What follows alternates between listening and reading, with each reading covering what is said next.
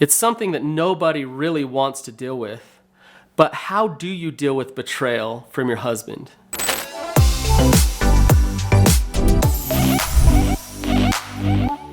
So I'm going to actually start with a story. So Sharon was at home one night, normal night with her husband, her kids. She just put her kids to bed. Her husband and her were just kind of chatting about nothing in particular. All of a sudden, her husband got really serious and he opened up to her and he started to tell her how he had been involved in some things that were not good. And he started to open up more and more. As the night went on, she found out that he had been sleeping with prostitutes for years, that he had been going to strip clubs, that he had been looking at pornography. He had been doing all of these things. So she went from having a normal night with her family, putting her kids to bed, hanging out with her husband, to her entire world changing in that night. She stayed up until 4 or 5 in the morning, hardly slept at all that night. And she woke up in the morning at like 8. She got 2 hours of sleep. And her church leader came over and sat her down and said this to her: "I know you're going to stay with your husband." Now, you think about it, the church leader's probably trying to be supportive, probably trying to help her. But in that moment, she's in crisis. She's in trauma. And the last thing she needs to hear is, you have to stay with him no matter what. What she needed right then in that moment was validation in her pain. To know that what she's feeling, as crazy as she's feeling and confused and as much grief as she's feeling in that moment, is absolutely okay. And so she got really confused thinking, no matter what, I have to stay with my husband, even though all these things have happened to me. Now, luckily, she had really good help and she had really good support. She went and talked to a specialist, a therapist who understood betrayal trauma, who didn't start with, "Hey, Sharon, this is what you're going to have to do." That specialist started with, "It's okay that you're feeling what you're feeling. You're sad, you're scared, you don't know what the future holds. All of the security in your life just went away and you're hurting right now, and that's okay. So before we make any decisions about staying or going or anything like that, let's just let you feel the pain and process through that pain." Just yesterday, a friend reached out to me and said that one of his friends, a woman, had just found out that day that her husband was sexting another woman. And he said to me, what should I tell her? Like, what's good advice? And what I said was this: her natural reaction or response is gonna be about him.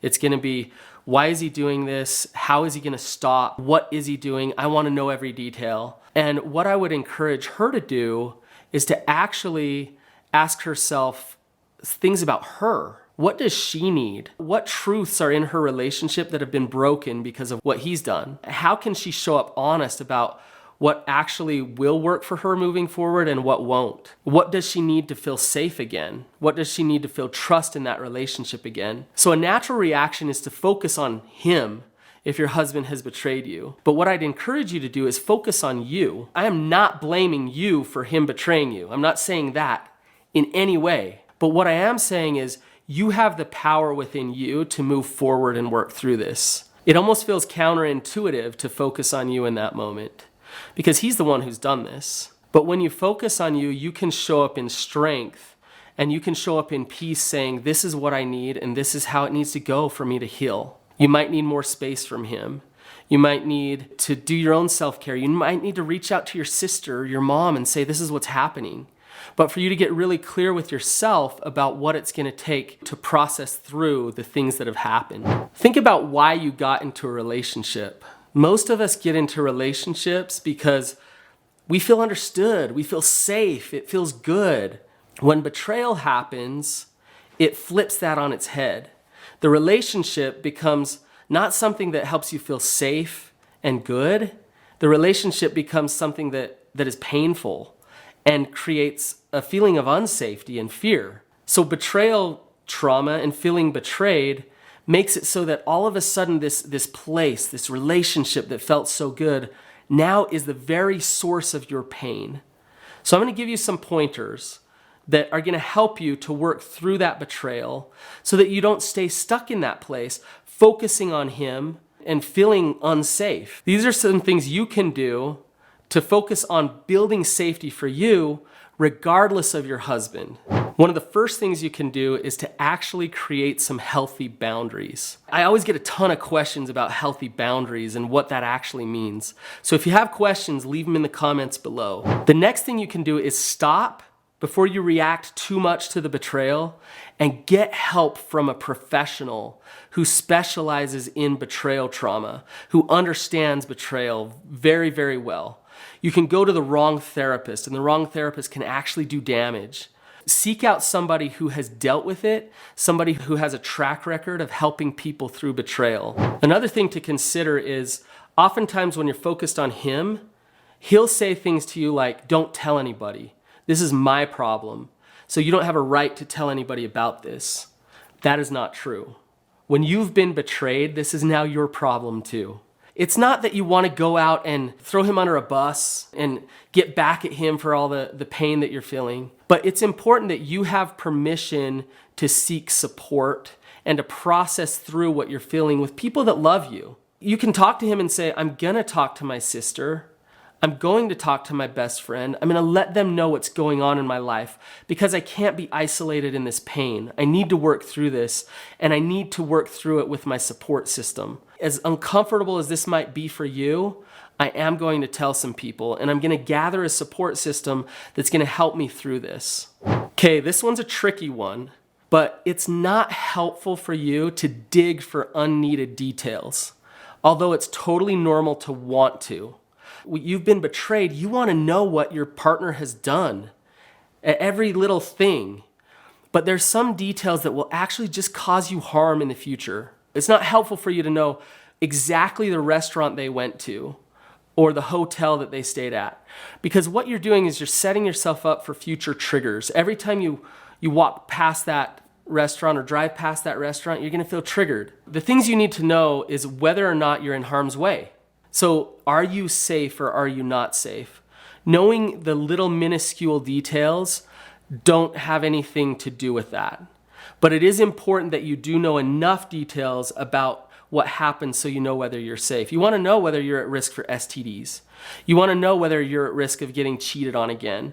Those are important details that you do need to know. But when you dig, when you're in fear, you're focused on him, not on you, and you're trying to get those details to make some sense of what's happened.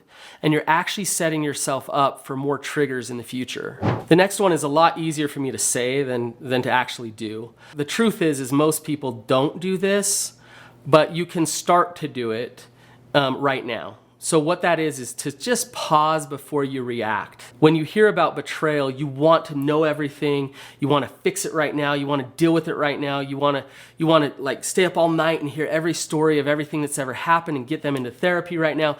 Just take a deep breath. Take a deep breath, get grounded, pause for a minute, get your bearings before you just start reacting just in fear. And like I said, it's normal to want to do it and do it now.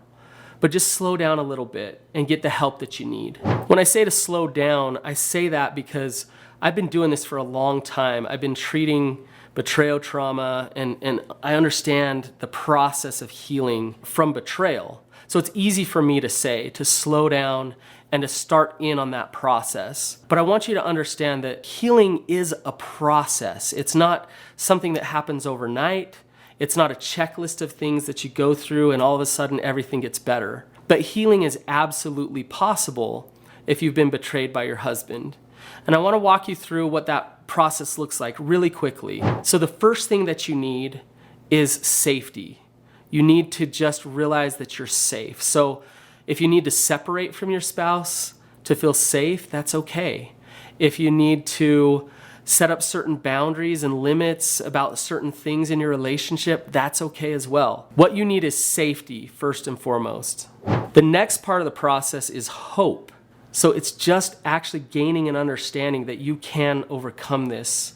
There's light out there. You're not going to stay stuck in the darkness of this pain forever. So just to find some hope. And there's a lot of different ways to find hope. To find people who have been through it, examples of people who are on the other side of it, to get educated and gain an education of recovery and what that means. That brings a lot of hope. And to just start to feel like you're moving in the right direction You're moving forward. As you start to feel some safety and experience some hope, the next thing is to step into some courage, to practice some vulnerable things.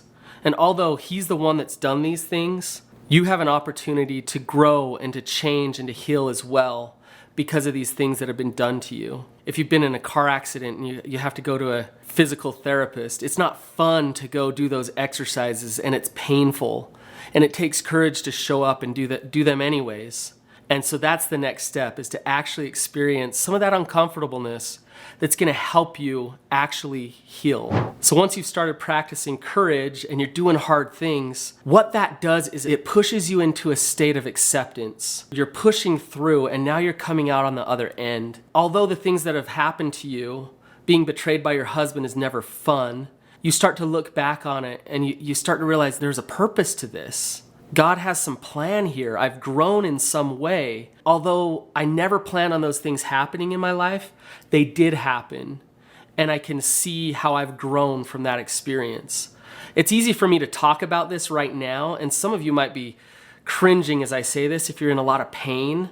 But give yourself some time to work through the process to get to that place of acceptance.